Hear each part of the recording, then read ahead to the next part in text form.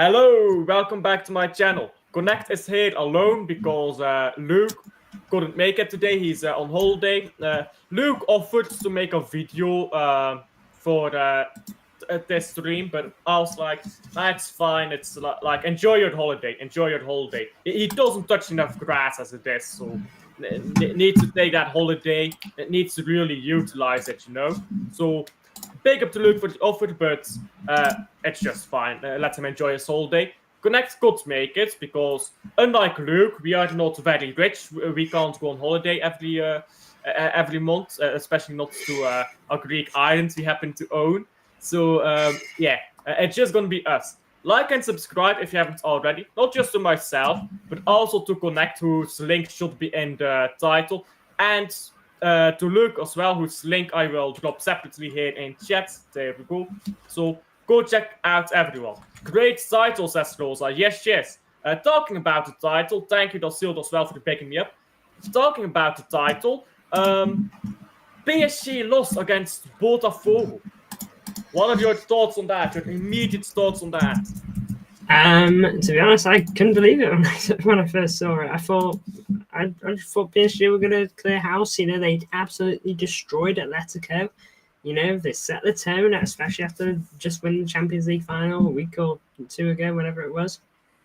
But they set the tone against Atletico, and then they just couldn't break down Botafogo.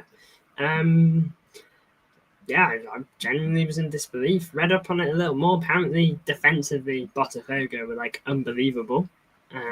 But still just could not believe what I saw, to be honest.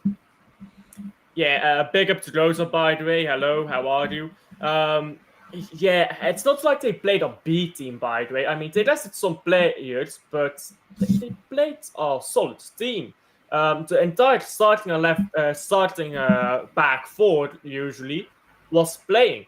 So it was a bit surprising, but I do think it shows these South American teams, they're not here to take the piss. They're not here to take the piss. They are actually playing proper football. Like Auckland, they shouldn't be here. But there are some teams from South America who can actually compete.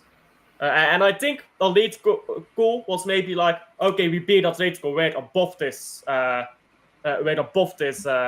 game, but you're not, and that's what happens. Yeah, I think that's a good point actually, because after beating Atletico, must have been a huge confidence boost. 4-0, we're gonna top this group easy now. Was probably something going through their head, but like you said, just Botafogo. It's clearly not here to mess around, and not just them. Other South American teams too, like Palmeiras. I think they're called. I believe. I think that's how you say it. They're good too. Of course, they got that Esteval guy, who's going to be set to join Chelsea after all this, I believe. Botafogo and Palmeiras and other South American teams too. Definitely not here to mess around. Just because they're not in Europe doesn't mean that they're not good enough. Sure. Europe is very much the main area for football. It's got the Champions League and whatnot, but it doesn't mean other teams can't play. And Flamengo as well, who are going to be playing Chelsea soon.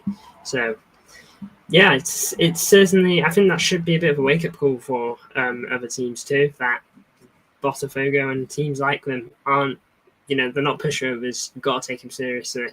And just because you beat the supposed best team in your group doesn't mean it's suddenly just a walk in the park.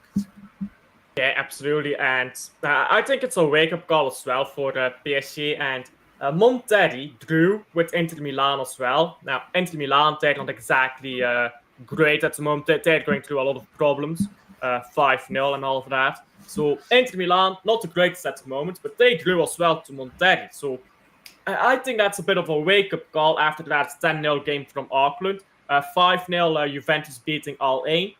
Like, these are still impressive wins. Just because they're not European teams doesn't mean that 5-0 is not impressive. Beating a team like Al Ain 5-0, that's not just, you walked through a bunch of farmers. These are pro footballers, except Auckland. But Al Ain, Botafogo, these other teams, they're professional football teams. And those are put in. South American teams know how to European elite play. the opposite is not true. Do you agree with that? To be honest, I'm not going to sit here and say I watch South American football every week. My knowledge is very limited. If there's any team I know a smidge more about, it's probably River Plate, because of watching all sorts of highlights from them when Julian Alvarez and, of course, Echeverri were linked with us. So I haven't really watched tons of them, but to be honest, it wouldn't surprise me if they do have a little bit more knowledge on us, because they probably know, okay, like you said quite rightly, they are professional teams, but they also probably know that in terms of overall quality as a player, on paper, the European teams probably edge it in some teams' regards anyway. And so it would mainly come down to tactical setups and strategies that would massively determine games, which shows with Botafogo, because apparently it's a defensive masterclass. And that doesn't just come down to, we put in a good few tackles. It comes down to setup, players being chosen, and subs made at the right time, I'd imagine, as well, to really help seal that win.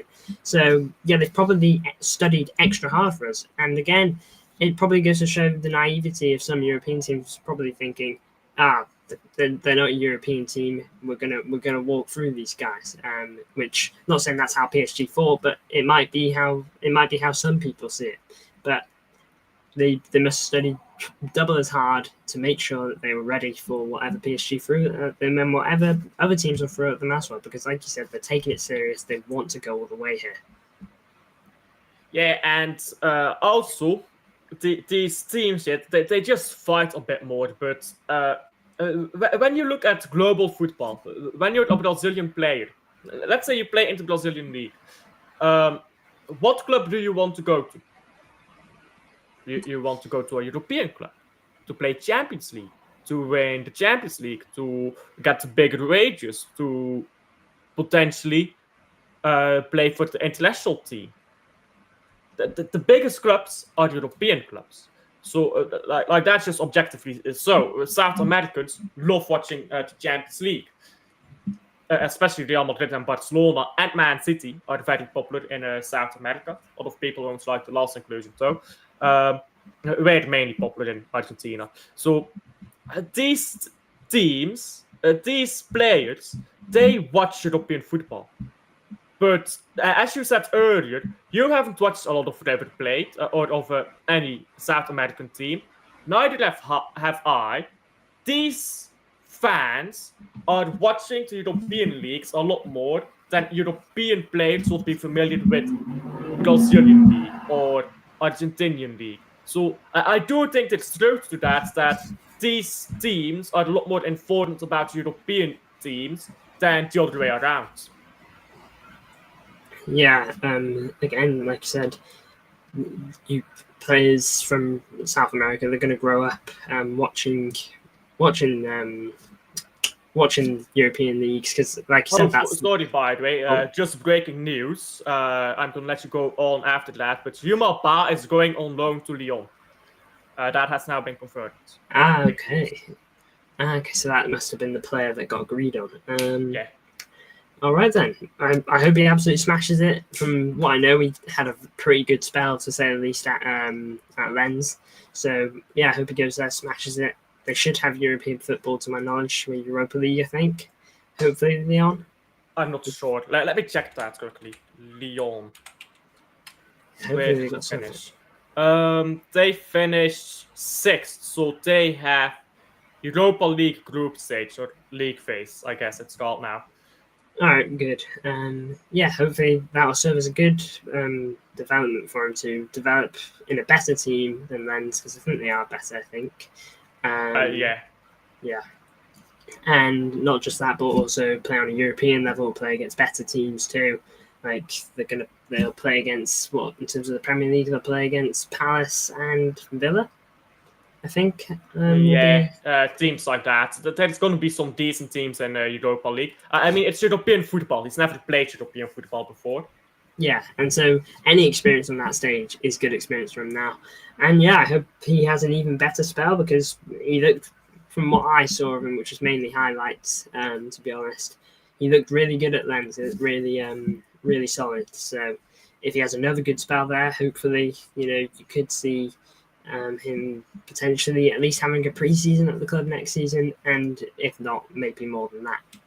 But yeah, good luck to him at Lyon. Hopefully he absolutely smashes it. Really hope so. Rosa puts in Yuma Bar robbed, by the way. I really wanted him to come in, but oh well.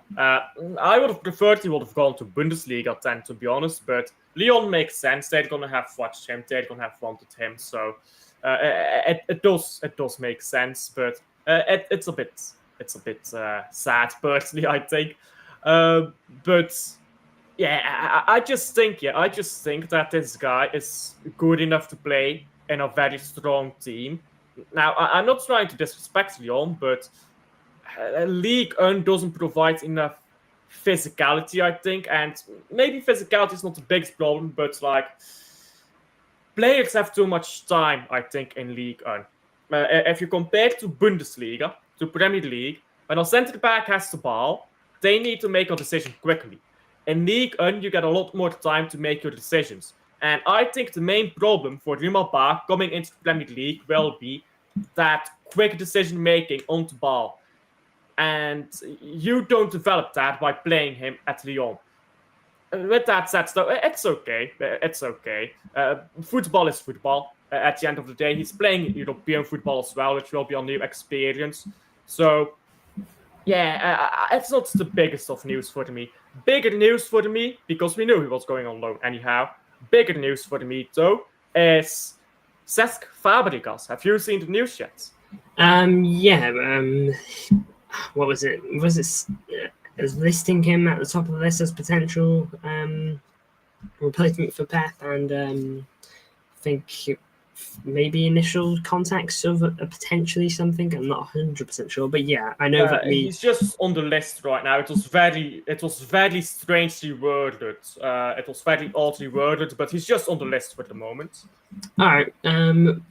Well, he's done a pretty good job at Como, to my knowledge. To be fair to him, and he'll have somewhat of a relationship with City already because of Maximo Perrone joining them. So there's that connection, I guess. But yeah, I mean, hopefully he's got a season or two, depending on Pep's time now, to develop more at Como. Hopefully he just sits at Como now until that time. Okay, that's if we do eventually go for him. Sits at Como and perfects his craft there, learns how he wants to play, and then if we deem him good enough and depending on how his time at Como goes, is good enough, then we'll see. But to my knowledge, again, I'm not going to say I watch Italy every week, but it appears to have had a pretty good time at Como so far. Definitely kept them up, at the very least. Yeah, he got them 10th after their first season in Serie A for a long time. I'm sharing my screen now. Can you see it? Yes, I can see it. Okay, so let's go through his first 5 games as a caretaker manager. So context, they were in Serie B, and the main manager of Como not available. So Cesc Fabregas became caretaker for 5 games. These are the 5 first games as a professional manager, not expecting to be in charge of these games.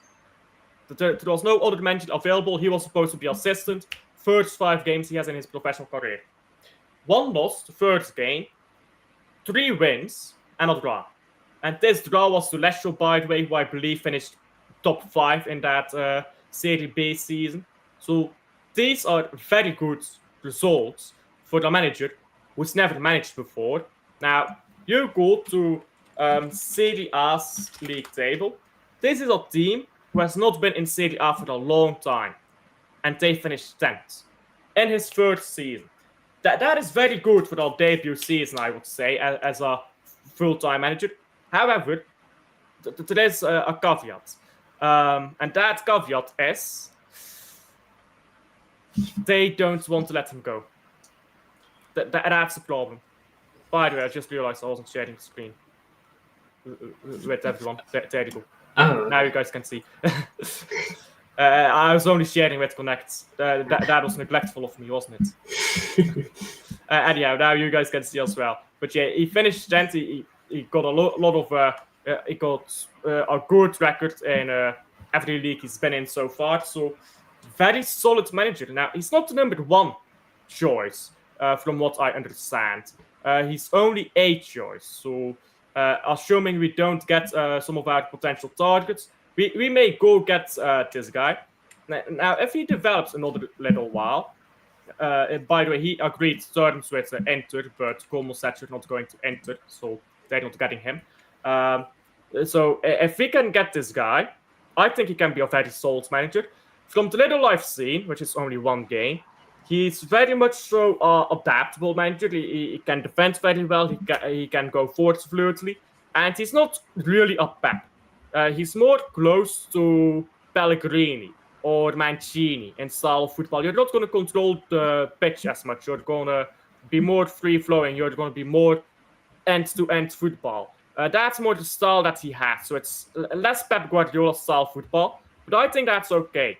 I think when Pep Guardiola leaves Man City, we need to step away from his style because no one else can do his style. I mean, maybe Xavi can, but I don't rate Xavi at London like that. Yeah, I can agree that Pep's style. Look, there's a reason he's done the things he's done, and someone can't just come in and replace the way he does things, especially during his most successful period at this club. But on Fabregas, yeah, give him time to develop, and look, like you said, he's not number one choice, probably anyway. I'd be surprised if he is, considering his recency to the managing industry. So hopefully he does absolutely smash it at Como, and if we do get him, then I'd like him to come in on a spell of joining us. On Xavi quickly, I don't particularly. I wouldn't be super confident in bringing in Xavi. He did decent. He did pretty good at Barca. Brought them back to winning ways of the Liga, and certainly better than Ronald Koeman, I believe his name is, to my knowledge. So it was certainly a step up there, and he did good things like bringing in certain people of the youth for Barca. But again, we spoke about youth an absolute ton and the effect that can have on players. But is he the worst choice, Fabregas? No. Again, needs to get more games under his belt, and he will do over the next year or so. But in terms of number one choices of coach, when does Enrique's contract run out? I don't know, but he's not leaving. He's not leaving PSG right now. That much I do know. Yeah.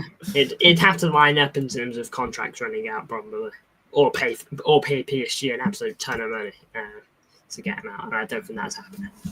Yeah, I agree. I don't think Enrique will be leaving PSG in the next few years. I think Enrique is there to stay, at least for a while. Other managers then is Tuchel, I suppose. A lot of people want Tuchel, but I mean, Tuchel is a very different style of football then. Or you can go get Vincent Kompany. It depends on how he's doing now in Germany. Mainly how he does in Champions League, actually, in my opinion. If he can become a bit less naive, because he's very dependent on his players sometimes, and on players doing a system rather than a system being conformed to players. It's a bit of the same mistake that Pep Guardiola makes sometimes. So there's a lot of managers out there, but there's not really one single option that stands out above the rest, is there? By the way, big up to Luke in chat. I imagine Alf has already tried to make out I have more money than I actually do. Have I done that, Connect? You may have mentioned it. Nice. Anyhow, yeah.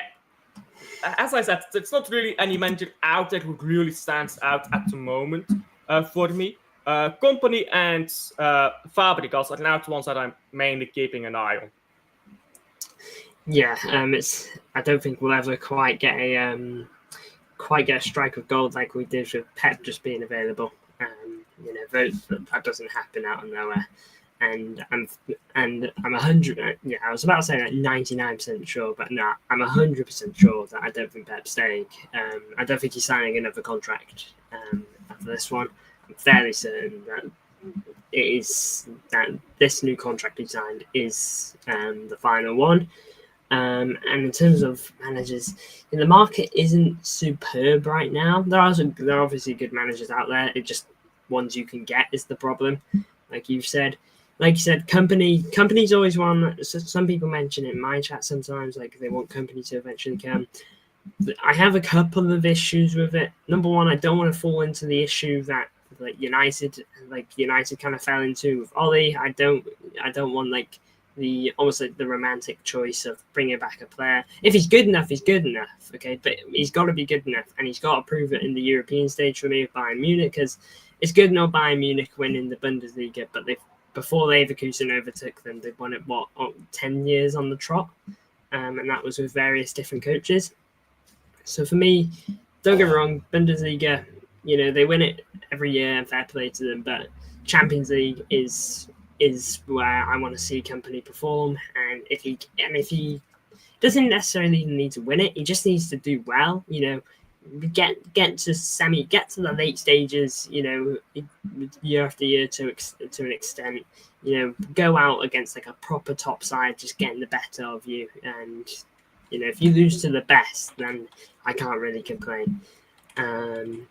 But yeah, I just hope he smashes it in the Champions League, keep doing what he's doing with Bayern, and gets a good little squad going. But yeah, like you said, the options they aren't great at the moment. Just off the top of my head, Company and Fabregas are probably the only two that really poke out that could even be candidates, to be honest.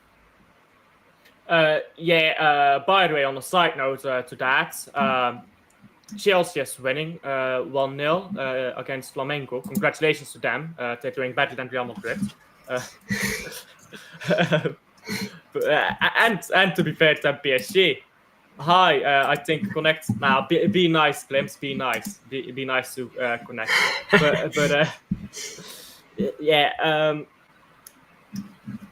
We're gonna change as a club. I'll just say it's like that. We're going to change as a club, and I think a lot of people are going to need to be ready for that. And we got, by the way, those also said Kevin De Bruyne. He's literally never been a manager before. That's a terrible idea. Yeah, no way. So we need to not do what Arsenal did. I think that's what you're trying to get to, right? What Arsenal did is they went and got Mikel Arteta.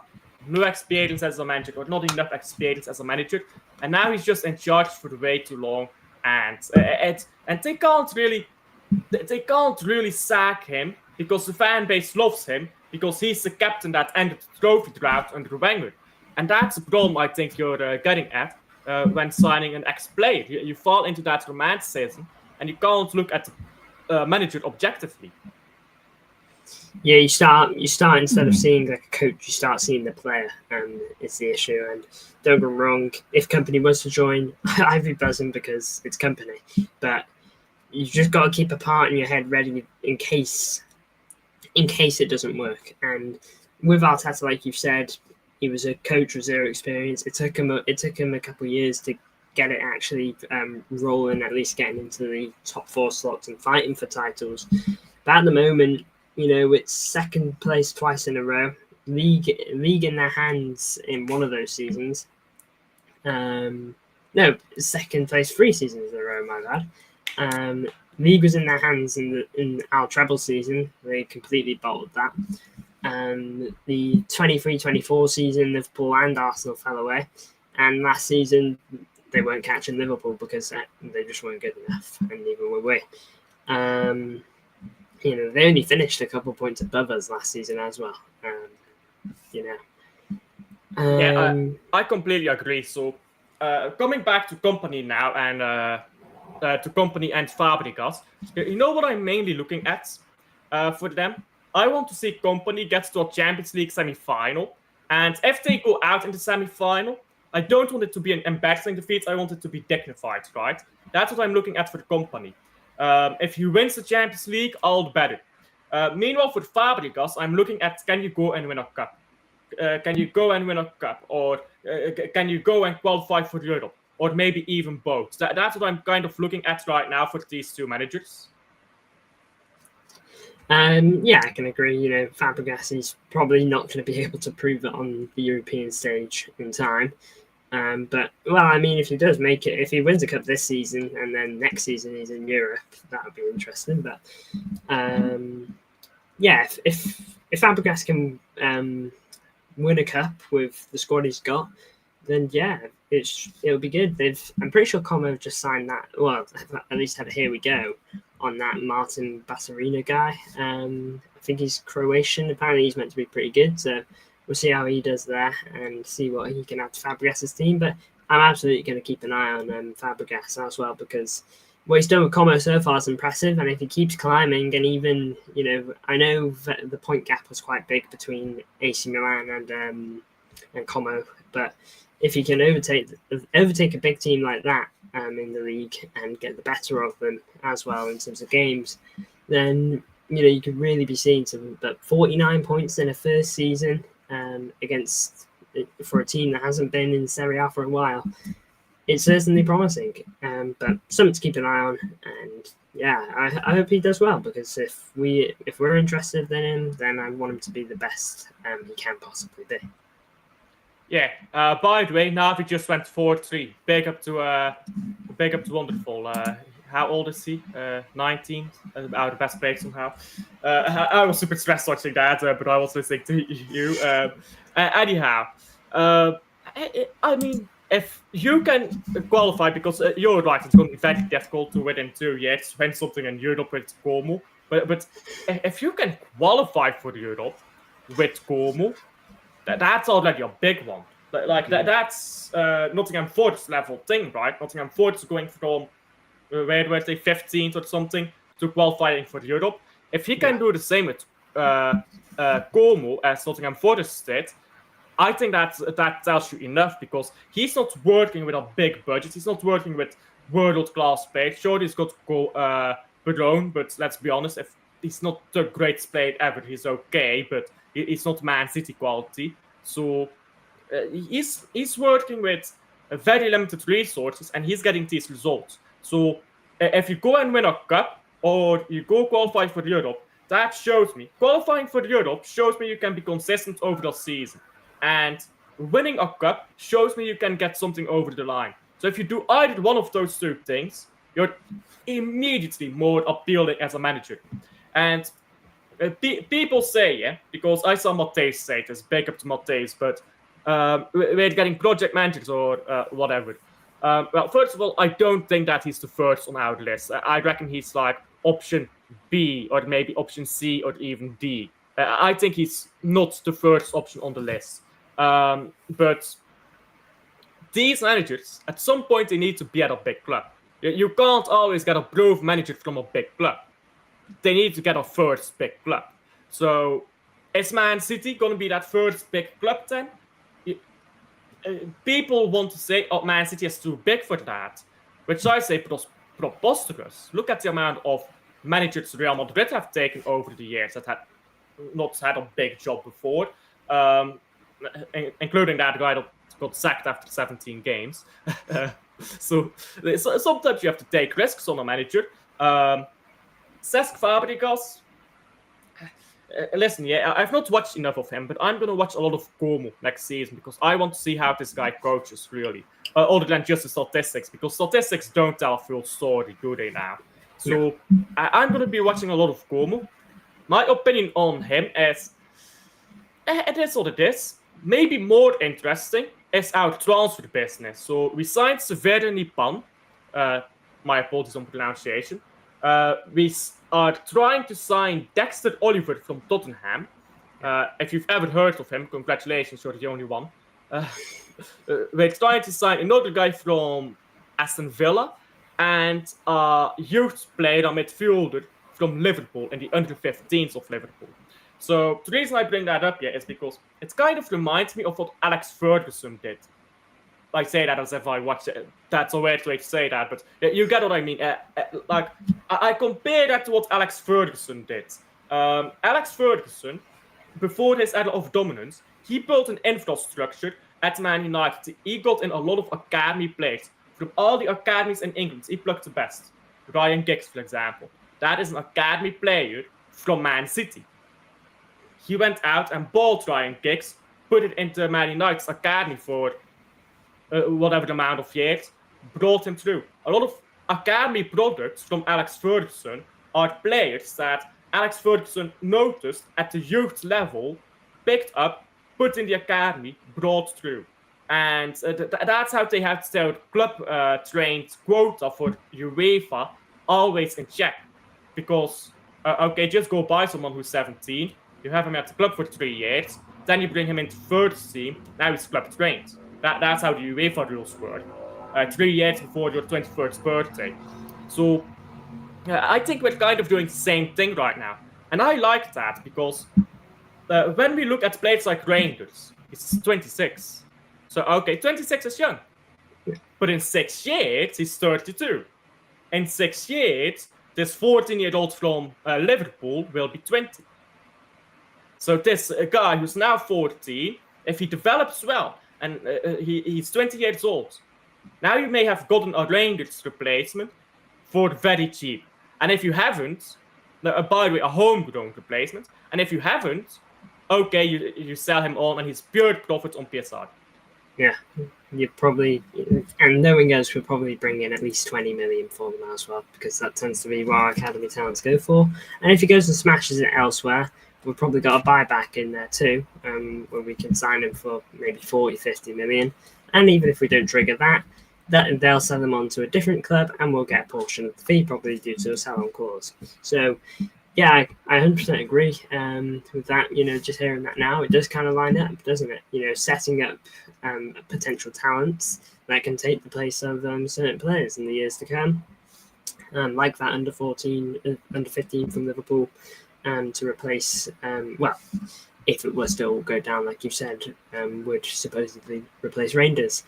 And yeah, it's a very smart way of going about it. It means you've got players ready-made for this, not just already in the club, but they know the system, and they've probably been taught a certain way to come into that team when they're ready. And they probably, if they're 20 years old, maybe they've had a loan move as well to boost that development forward a bit.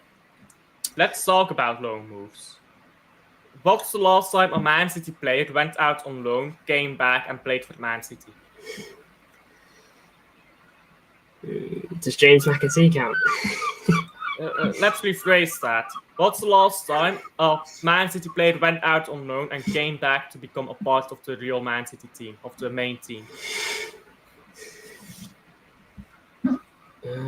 I genuinely don't know. I genuinely could not tell you. Why don't we do like Arsenal did with Saliba? Or was it Gabriel? It was both of them, in fact, I believe. They loaned both of them out for like 3 years, brought them in. Okay, you've got experience now. Go ahead and play in our starting 11. Why can't we do that? Maybe we will dream about, hopefully. But yeah, I mean, I don't know either. I mean, it kind of makes sense, you've got these talents, okay, but instead of being like, okay, we're just going to put you in the team now because you're probably better than what we've got now, okay, and that very well might be true. Instead they go, all right, we like you and we want to develop you further, but we think the best thing for you is to go play for a different team, go get experience in a different league, play against all sorts of opposition, and then when the time is right, you'll come back to us, and assuming things go the way they should, you'll be ready-made to join our squad. And it's worked. Saliba and Gabriel is now one of the most solid partnerships in the Premier League, if not the only really based off last season, Van Dijk and Konate challenging it. But they've been solid for years, for a couple of years now, Saliba and Gabriel, and they're only gonna keep going because of that. Arsenal have got Gabriel's 27 and Saliba's 22 or 3, and if they can manage to keep him, because people tend to link Saliba with Real Madrid, and that wouldn't surprise me a bunch, considering like how Trent's gone down. That could very well happen, but we'll have to wait and see.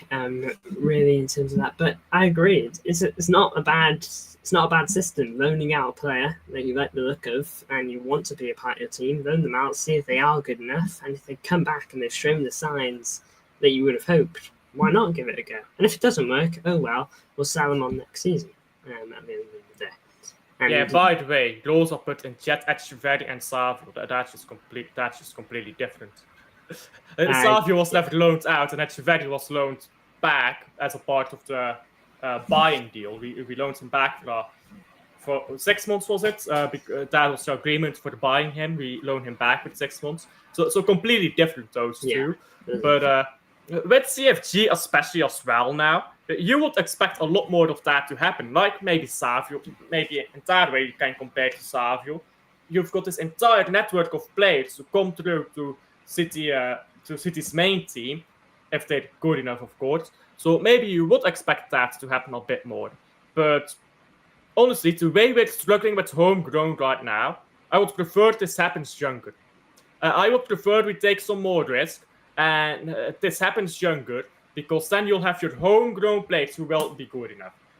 Like Oscar Bob, for example. He's homegrown even though he's not English, because we got him in pretty young. That's what I'm kind of hoping for, maybe, then. Yeah, man. Oscar Bob, I hope he maybe gets a game against Alain. I probably won't watch it because it's at 2 a.m. for me. But yeah, I hope he does get a game. But yeah, like I said, homegrown too is a real thing to keep an eye on. You know, I know some people kind of brush it over, but this season specifically, with certain exits that might happen, and most likely will happen, if we're being real. It is definitely something to keep an eye on. And yeah, and in that perspective, a homegrown perspective, it works. And even if the player that you loan out isn't good enough to be a starter, even if they're just good enough to be that solid centre back that comes on and helps you during an injury crisis, or just helps finish off a game, even that isn't bad to get. You know, that's a position covered, that's rotation covered. Now then, not a ton of players are willing to be rotation for the rest of their careers, but it's not a bad point to be at. But yeah, we do need to keep an eye on homegrown, especially this season, with the likes of Jack Grealish, James McAtee, and John Stones looking pointing maybe a bit more towards the exit door at the moment. It's certainly something to watch, because, well, to replace that homegrown, will we need 3 players exactly? Or are we a little over? I'm not too sure on it. But Livramento would be wonderful to bring in, but that's looking like a tough deal in itself, really. Yeah, by the way, Da Silva put in Jet 6-6 at half time between Navi and Vitality. I'm actually surprised that we're holding up right now. I was expecting Vitality to destroy us. But yeah, 6-6 at half time in that. Anyhow, to come back to football again. You know what I think is shocking with Man City recently? The way we failed to move on players. Because right now we have to do an exodus of players. Whereas in the past, we used to just, this player, Gundogan, after winning the treble with us as captain, we're not giving you 2 years. Bye-bye. And then with Aguero. Now, Aguero happened to be right because he had heart problems, but you can't predict that. Aguero, yeah, we're not going to extend you. So you're absolutely ruthless with these legends. And you're... Bye-bye. Bye-bye. Not giving them extensions. And then, Bernardo Silva. He's come off a very poor season in the fourth beat. He was very poor that season. Yes, he got some goals, but he was very poor that season. Everyone could tell. And what do? Nothing. You don't get a backup for Bernardo. You don't sell him. No, you keep him. You just keep him. Kyle Walker. Everyone is talking about Kyle Walker being poor. You keep him. You give us Rico Lewis to be the backup to that. Great how that worked out. So it's shocking how we failed to move on players. You brought back Gundogan, who previously you refused to extend, and gave him big wages. So we created our own problems. We just created our own problems by not moving on these players. Ake and John Stones both. 2 injury-prone players in our defense. And instead of finding a solution, instead of saying either Ake or Stones has to leave, one of them has to leave, you keep them both. And that's just sport. That is just sport. We have created our own problems, I think. Not just this season, but the seasons leading up to this. Just very poor transfer strategy. And I think what is happening right now in us signing these young players, trying to get these players to come through as homegrown, having them in our academy and stuff, I think this is Man City learning from their mistake. This is Man City making sure to be prepared to lose homegrown players in the future. So that in the future, when you need to do an exodus, should you again have a mismanagement, you don't need to worry about homegrown the way we do right now. Because, okay, you have to do this exodus, get rid of the players who are homegrown, that are not good enough anymore, and you don't need to think about it, because now you can just grab a few academy players, promote them, because you've went and got the best academy players in England. They'll count as homegrown, and you're doing fine in that regard. Whereas this season, that has been or this window, that's a big issue of letting go these homegrown players because of that. So I think that's showing that we are learning from our mistakes, at least a little bit. It also shows Hugo Viana has a completely different way of looking at football than Tiki did. Because Tiki was release clause FC. If you've got the money, just go and buy. Hugo Viana is a lot more, I won't say strategic, but tactical. He's a lot more tactical when it comes to transfers. He's I guess it will be strategy, right? Because what Tiki will do is tactics. He will go down to each individual transfer, and he will haggle for these tactics. He was or for these transfers. He was a tactician. But then you have Viana, and he's more of a strategician. He's looking at the grander picture. He's looking at we need this in our squad right now. We need this in our academy. We need to be prepared for this event and prepared to have more homegrown players. And he's looking at the grand strategy, whereas Tiki would get incredible deals over the line, but strategy won't always be there. I would compare it. History nerds will understand. I would compare it to what is his name? Oh, fuck's sake, it's slipping out of my mind. Oh god, Punic War General. Hannibal Barca. There you go. I forgot the name. Hannibal Barca. And if you study history, you'll understand what I mean. He was winning battle after battle. Compare that to Tiki, getting good transfer deals, very cheap transfer deals over the line, and sometimes release clauses. That's the tactical level. But he didn't win the war because on a strategy level, he doesn't understand. That is where we got to. On a strategy level, poor management on the grand picture for the years has led to our current situation. And then I would compare Viana with Scipio. Scipio won the war. Why? Because he saw the grand picture. He didn't just look why or how do you win this battle, but why do I win it? So he would disengage from battles that he didn't think were necessary and quickly go on to the next. That is what we've done. Oh, worse is not an option? Fuck this, let's go get someone else. And we got someone else. It's grand strategy. You don't haggle for these great deals. You say, okay, this is not happening, let's go to the next one. You don't need a great victory, you just need a lot of good victories that all work towards one goal. That is grand strategy, and that's what I think Hugo Viana brings. Yeah, I really like the look of Viana. I remember when we got him, I looked into some of the work he does at Sporting. Because Sporting's a very different club to City, it was very much bringing in players and eventually looking on to sell them, to bring in money and obviously bringing good players to help you out. But you bring in money, you can then go sign more good players, and it's a good way of keeping funds coming in and out, whilst also keeping the team good. You know, like Mateus Nunes, for example, you literally signed for less than $1 million and sold him for nearly 50. You know, he's clearly very good at stuff like that. And at City, he's allowed to go a bit bigger. He doesn't need to worry about how much his players are going to be sold for. He just needs to worry about bringing in the right guys. And like you said, you saw that the Florian Wirtz deal was always going to be a complicated one, to say the very least. Cut his losses quickly, moved on to Cherki before anyone else could pick up the right idea, made him want to join us, and then we went and signed him for 35 million.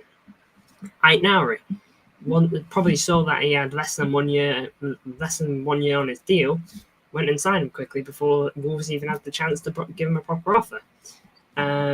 Blinking Rangers saw the absolute worldly season he had. To be fair, Rangers I think had 5 years left on his deal and managed to get him for less than 50 million quid. He's clearly very good at everything he does. He sees the holes that we need to fill. With a creative player like KDB leaving, of course Cherki's not KDB, but Rangers is someone that's going to help you in that creative aspect. Aitnauri sees that this team needs a left back and has probably seen that we ain't signed one for years. Goes and brings a proper solid one in.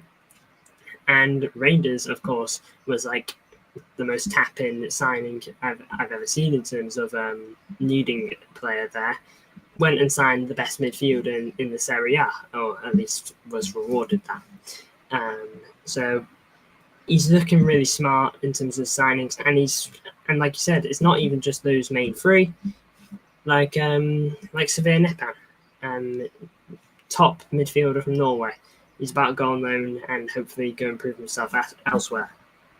And signing all those academy talents too. There was that guy from PSG the other week as well, Sangare, I think his name was, striker. So just bringing in top talents, and even if they don't become a part of the team, it's probably at least 20 million quid that they've brought into the squad, and that could be reinvested to help. And he seems so smart, like you said, and just so strategic in the way he wants to do things. And we're only going to bring in more players. This window's not done yet. We're at least bringing in another right back. Well, a right back. Glozal says, by the way, I'm not a history nerd, so I understood none of this. I don't know. Maybe I shouldn't choose history analogies then. Did you understand much of the analogy? Because I was using some niche names as well there. I didn't know who you were talking about, to be fair, but I knew what you were saying. And maybe I shouldn't choose history analogies then, because most football fans aren't history nerds. Let's be honest. I know I'm not. That's my weird mixture of the two. Subscribe if you want to see more out of place history analogies. I agree, though. I really like the shape of Viana. I'm just happy to see that it's different as well. We're just different at the moment. Because I think it got stale. We kept doing the same stuff, and it gets a bit stale when you keep doing the same stuff. So I'm just happy to see that we're being run different by a fresher mind who's gonna change up the club a bit. You need to shake things up every once in a while, right? Yeah, I mean it's not only important, it's also healthy. I feel, for not just the club but also the fan base. Like you said, watching things happen year after year, just knowing how we're going to do things, it can just be a bit boring, and sometimes it can be at a deficit. Obviously, Tiki is an absolute goat of this club for everything he did over the years, but sometimes it has left us in a bit of a mess. I'll never forget the Cucurella saga. We were basically arguing with Brighton over about 10 or 15 million. What goes and happens? Chelsea goes swooping for the guy. They sign him. We've already sold Zinchenko because we were sat on Cucurella. We've not got Zinchenko anymore. Suddenly we're left without anyone. What do we go and do? We go and sign Sergio Gomez for 12 million, who was a gamble to say the least. And now he's left the club and hardly played games for us. So I was on the Sergio Gomez hate train from the start. It always looked dodgy. He was good at Anderlecht. To my knowledge. More of a prick. Oh yeah, of course you'll know him a lot better than I do because he was at Anderlecht, isn't he? But it's glad to see changes so much fresher, so much quicker. We signed 3 I know Bettinelli was a bit of an open net, but 4 players in 10 days. Which Bettinelli is. By the way, actually, do you think Bettinelli is the second goalkeeper option, or do you think he's going to be the Scott Carson replacement? Because a lot of people are saying that he's like the Scott Carson replacement, which I agree with, but I think with all ruling out that he could be coming in as the second goalkeeper, as a backup goalkeeper, when that may not necessarily be true. If Ortega does end up leaving, because he could want to leave, I know Pep doesn't want Ortega to leave, but if Ortega ends up deciding, no, I want to play football, then not much that you can do about it, isn't it? By the way, big up to Samir as well coming in. Viana's strategy feels like Get's Gauntlet. I don't know what that is, but only the best survive. I know what that means. I agree, and that's how it should be. That's how it should be. Navi 87. Navi. What game is this? 8-8. Bottle jobs. Okay. We held the lead for a little while, Dasil. That's okay. Yeah, this is a CS2. This is the major. The equivalent of the World Cup in football. We held the lead for a second, Dasil. That's okay. But yeah. What I also really like is that we're not only making deals quickly, as you said, but these are quick deals at a low price. Yes. Like, look at how cheap these players are that we're getting. Reinders, was he 60 million? It was 46 million pounds, meaning it's 55 million euros, I believe. Yeah, but like with add-ons, it's like high, right? It's like add-ons. I think it goes to about 70 million euros. So that's about 60 million pounds. So Rough. let's include add-ons. Let's assume we get them all. It won't happen, but let's just assume we get them all for being fair. So that's 60 million on him. Yeah.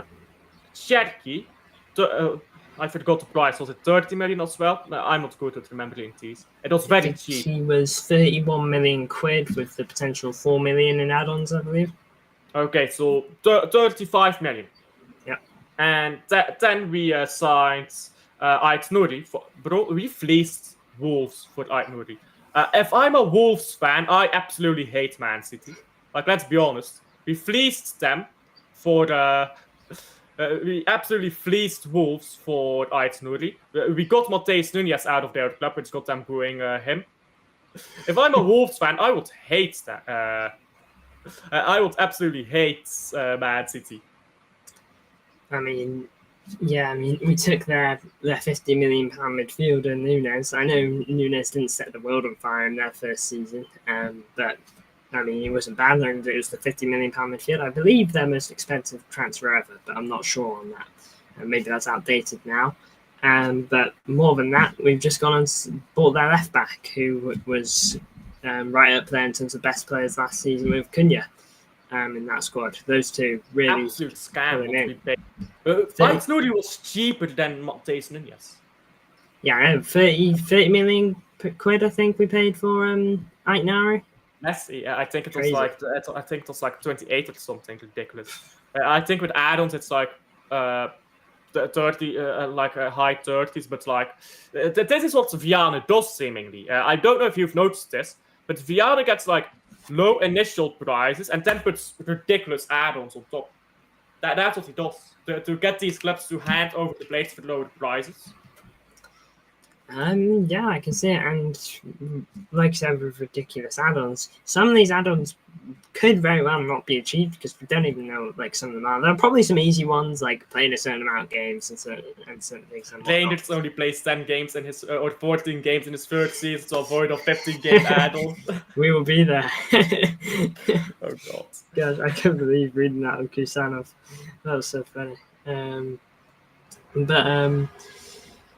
Yeah, I mean, some of the add-ons are probably going to be tough to achieve. Like, some of them could very well be like winning a Champions League. And not that we can't do that, you know, but it is tough to win. And you know, hilarious.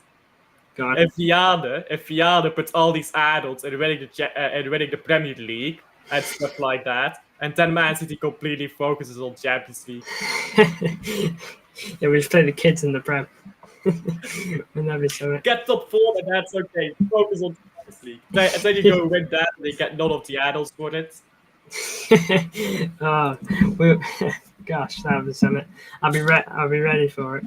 Jesus, the outrage from AC Milan fans, imagine it, and not just AC Milan fans, probably other clubs too. Oh gosh. It's like Real Madrid's bullying all the clubs in the transfer market, isn't it? If you're the big, you're the big. That's what they say. If you're the big, you're the big. There you go. Oh man. With that said, yeah, how big is Man City?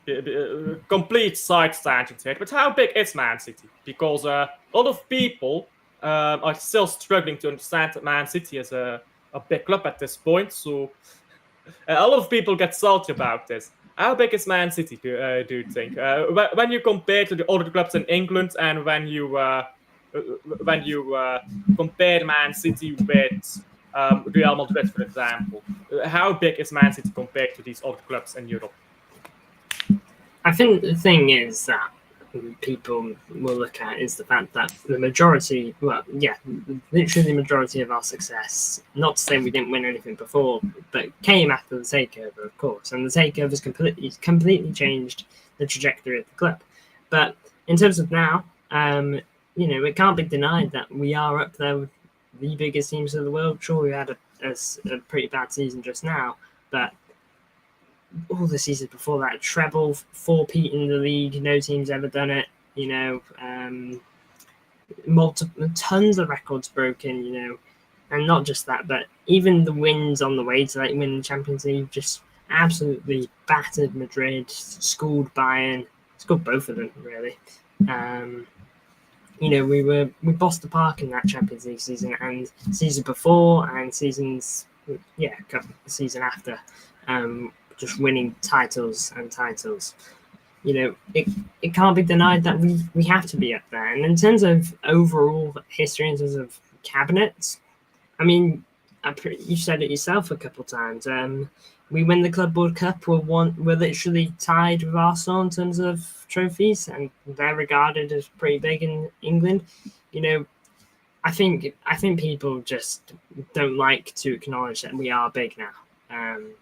Just because, and whether we got taken over or not, it doesn't really matter, because at the end of the day, the titles. So did Liverpool in the 1960s. Yeah, I mean, every club, like it or not, success now requires money. We aren't where we are without that financial takeover. Whether that should be how it is or not, it's not for me to say. Probably not, but oh well, it is what it is. I'm not going to complain now, especially with the success we've had. It is what it is, and I think people just got to accept it now. In terms of our pull and transfer markets, we've got to be up there as well, at least standing on somewhat footing. We've got more pull. We've got more pull than most Premier League clubs. I mean, yeah, and just look at our resume at the moment. Yeah, and especially look at it a couple of years ago. Now things was like saying, "Oh, we've got Pep Guardiola, best manager in the world." They might think, "Oh, he's leaving though in a season or two." That can be said, but a couple of seasons ago, "Oh, we've got Pep for at least the next few years." And players would be like, "That guy's going to develop me into an absolute monster." Some people will think we're at least in terms of pull, we've got to be being humble, if you will. We've at least got to be in the top 5. Okay, I'd argue top 3 or 2. The only team rivaling us at the moment probably PSG, because they've just had a mad season. Okay, but I wouldn't even say that because it's Liga. No offense to PSG. And of course, there's Real Madrid, Barcelona up there too, but Real Madrid mainly. Real Madrid. Real Madrid doesn't appeal to players as much as people think. They more so appeal to Real Madrid fans. But Real Madrid just has that massive of a fan base. Like so many players are just Real Madrid fans. But I feel like Real Madrid doesn't appeal that much to players who aren't Madrid fans. They have the biggest pull in world football. Absolutely. But I think people overstate that sometimes. People are like, "Oh yeah, if Real Madrid want to play, they always get him." Like, no. Just no. They have the biggest pull, I think, but people way overstate it sometimes. As for pulling power, yeah, we have the biggest in England pulling power, I think.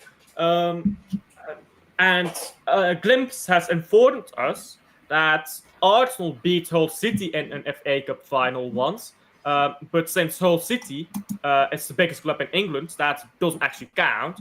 So actually, they've only won 29 major honors, which is the same as us and Chelsea. Convenient how that works out in our favor. Arbitrary metrics like that.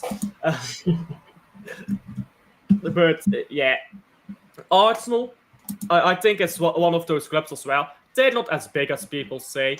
Like Arsenal doesn't have any fans outside of London. No offense, but like, well, they have some African fans to be fair, but Belgian fans barely any, if any at all, and Spanish fans forget about that. Like these, like people forget here, fan bases are outside of England as well. And Man City has a very big fan base outside of England, whereas Arsenal, for example, doesn't. Yeah, I mean, the key thing is of that. I know you mentioned it just in an off sentence earlier. Is our pull in like Argentina, for example. You know, Julian Alvarez joining the club. I think he said, "Oh, on FIFA, I always play Barcelona and Man City." Claudio Echeverri, I could have sworn he's had a quote on Man City, you know, in Argentina, watching us and whatnot. And if they aren't supporters of us, they've at least watched us actively because of our status of who we are in the world, I guess. Perone too. I can't remember him saying that he's explicitly a City fan, but I'd be surprised if he's not watched us as well. But yeah, pulling across countries is definitely important. You know, for Madrid, in terms of signing like Spanish talent, for example, it's pretty straightforward for them because it's really between them and Barca, really, and Atletico Madrid here and there. But it's really those two who've got the biggest pull, and then the rest of the world, like you said, like lots of players are just attracted to the Real Madrid move. You know, it's the move, it's the white top. You know, it's where Ronaldo played. It's where so many greats have played, and that consistently over so many years, they've just been one of those teams at the top, and so it's only natural that they've got fans all over the world. But on Arsenal, yeah, they've got some pretty big achievements. Like I think it's overrated, but the Invincibles, like, don't get me wrong, it's good and all winning. Okay, hopefully there's no Arsenal fans in the chat because I've probably just annoyed them if there is. Don't worry, I talk too much shit about Arsenal for any fan to be in here. But yeah, I think Invincibles is a bit overrated because I'll never get like one argument of I can draw 38 times in a season. I could probably be down there for relegation, and depending on the season, you know. Not in the Premier League, to be fair. You survive Premier League seasons are 21 points nowadays. Yeah, that's the gap now, isn't it? It's truly incredible. There's 3 teams coming up and straight back down. It really is something. But yeah, Invincibles, I think, give us something. Yeah, just someone give us something, man. Like genuinely, like Brentford, I'm so glad with what they've done. And it now feels like they're just slot into the Premier League really well. Brentford. Talking about Bs, Vitality won 9-13. So that's the Bs for you. Vitality are also Bs. Wait, sorry. Vitality beats Navi, the team I support, 9-13, but it's only 1-0. It's like multiple rounds.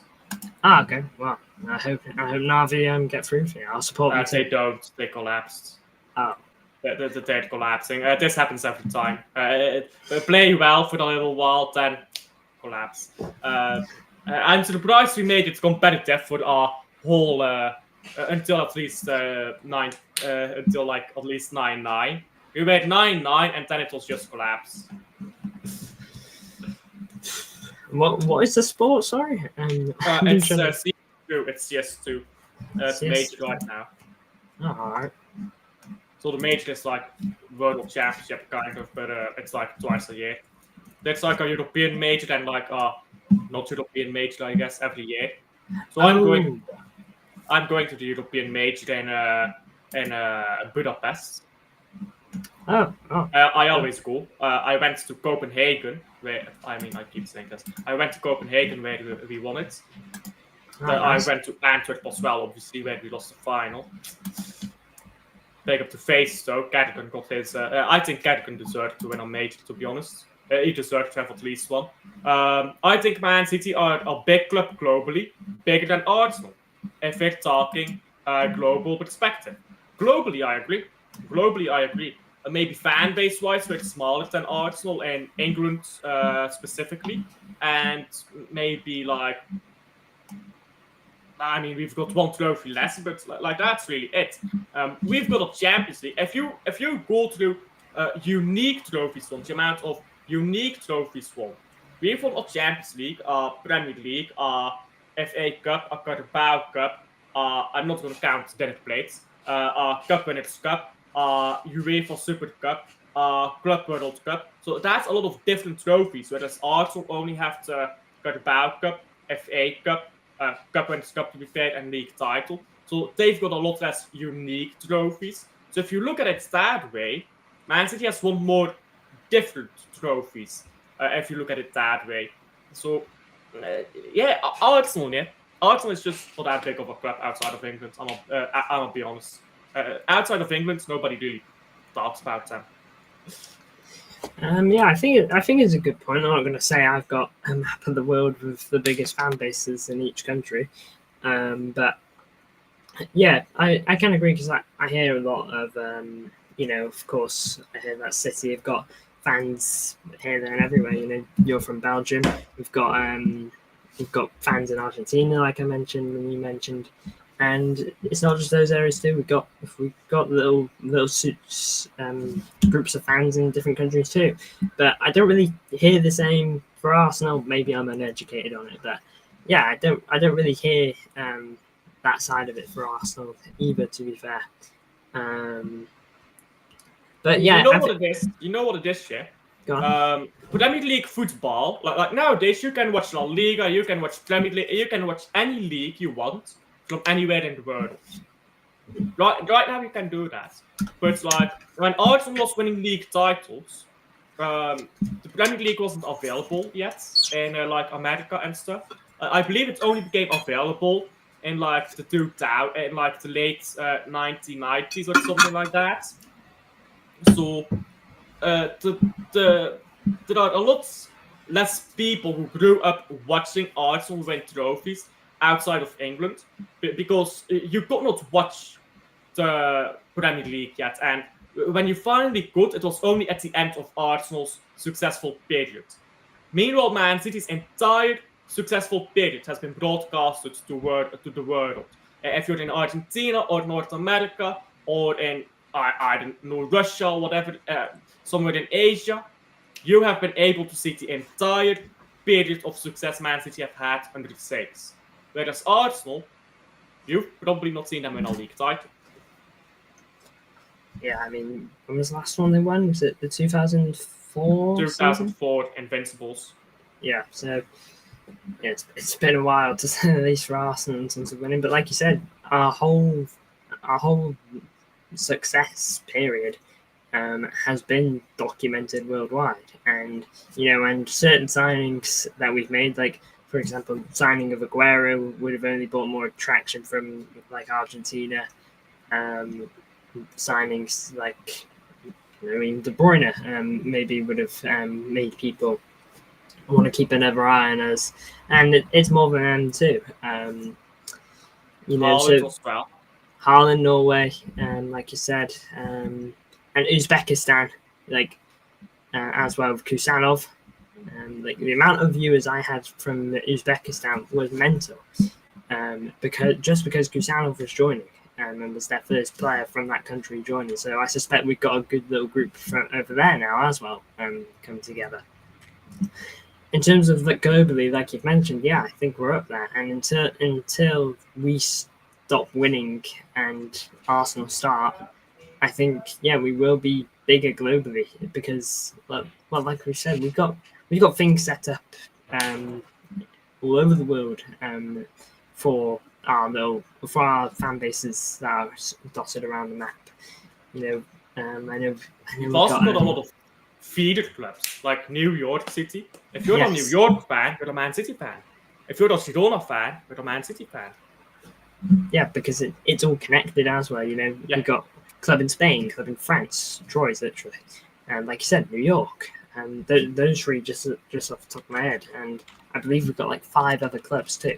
I think, we've got multiple clubs dotted all around the map that will just, they'll see, because I remember I searched up like who owns City, and I imagine like a Spanish fan will search up, who owns Girona? They'll find out who owns Girona. Oh, City Football Group, and then they'll see those connections, and like you said, suddenly they're affiliated with City and basically support City in a sense too. That probably becomes their English team because of the ownership tie, unless you've got like different family ties. And I think that is something that's probably overlooked to some respect. Yeah, I agree. But also, you mentioned family ties. It's all a snowball effect. When Man City starts getting more English fans, now you get someone outside of England who has family ties to England, and their family happens to be Man City fans. Like, this is a snowball effect. The larger you get, the faster it grows. But anyhow, we're waffling at this point, really. So let's round it up there. Anything else you want to say? Okay. Yeah, I'll end off on this because I spoke about it before on my stream, but I'll mention it here. People have got to just chill on Cherki after his debut. Okay, because he had a tough debut. Cherki, isn't it? Yeah, it was a tough debut for him. Okay, probably wasn't. I don't think he'd really been played how I thought he'd be played. But we got to chill. It was 60 minutes and new system, hot country too. It was like 48 degrees or something like that there. Insane temperatures that he's probably not used to because he lived in France. I don't think that's exactly a hot spring for hot weather. Well, France is very culturally, diverse, or not culturally, but climatically diverse, because like at the north end of France, you've got like the North Sea with England and stuff, and then at the south end you're in the Caribbean. So Caribbean is very warm, and Lyon, excuse my terrible geography. Lyon is near the Caribbean, right? Or is that? Honestly, my geography is probably worse than yours. I ain't got a clue. I'm drawing a blank. They're central, right? Who was I thinking of? 1 second, this is an autism moment. I was thinking of someone else. Why is this map in French? French? Why do you have a French map in French? Why would they do that? That's shocking, isn't it? Yeah, I was thinking about Marseille. It's Marseille who's on Caribbean. So you've got some very hot cities in France, like Marseille, or and Caribbean, which is the same kind of region as Naples and like Barcelona. So, but Lyon is more inwards. They're closer to Switzerland, so they have more inwards climate, which is, I guess that's going to be quite similar to Germany, which Germany is like a milder England climate. It's more like sunny. It's less rainy. It's a bit warmer, but it's not as hot as that. So Cherki, being from Lyon, he's probably very used to that type of mild climate, and now he's thrown into this extreme climate. So I mean that plays a role. Yeah, I mean, weather, and not just the weather, it's a whole new system as well. He's been at the club 10 days, He's had to get on a plane from Manchester straight over to the US with the squad. And he's training in the US. He's had to play a team that he's never played before. And, of course, in the hot weather, and playing a role that I didn't think he would play either. I don't think he should be there. Maybe Pep's going to prove me wrong. Maybe he's going to prove me wrong. But yeah, for me, it just didn't. I don't think it really works in that position. That doesn't mean we should just get on his back and just start dissing his name. Give him time, Sometimes players need time. They're not just going to cook on their debut every time, You mean to say he's not going to do what he did on his France debut every game? Sadly not. No, he's not going to score volleys on the edge of the box every time. No, I'm afraid to say. Why did we spend like 15 cents on him? We should have gotten Gibbs White. Yeah, for 70 million. Only twice as much. Yeah, with a bit of tax above. Yeah, Got to add the VAT taxes, of course. Of course. Anyhow, we'll leave it there. We're going to redirect the stream to Liam. There's a city who's currently doing a watch along to Flamengo against Chelsea. So we'll redirect there. Thank you as always for coming on, Connect. Go check out Luke's channel as well, who wasn't on here today because he's chilling in Greece. Rich man syndrome. He's the next Donald Trump. I'm doing the Donald Trump fingers, yeah, like the Donald Trump hand. He's a rich man. He's the richest man. The richest man you've known. He's going to do great things. That's a terrible impression. But that's Luke for you guys. Luke for president. Rich man. Good at business. Currently chilling in Greece on his holiday. Go check out Connect's channel as well. Doing great content as always. Subscribe to me because I'm actually the only one on this panel usually without 1,000 subscribers. So get subscribing. Yeah, games are one game. Taxes. Subscribe. And I'll see you guys on the next one. Bye.